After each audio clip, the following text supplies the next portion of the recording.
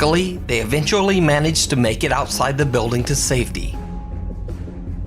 So, what do you think? Did they catch extreme footage of an angry construction worker ghost on their live stream? Or is it all just an elaborate hoax? You decide. Frozen with fear. Years ago, Tyler Rowe worked in a Kroger grocery store in Powell, Tennessee. He claims that every morning at exactly 9:02 a.m., the staff witnessed this at the warehouse freezer door.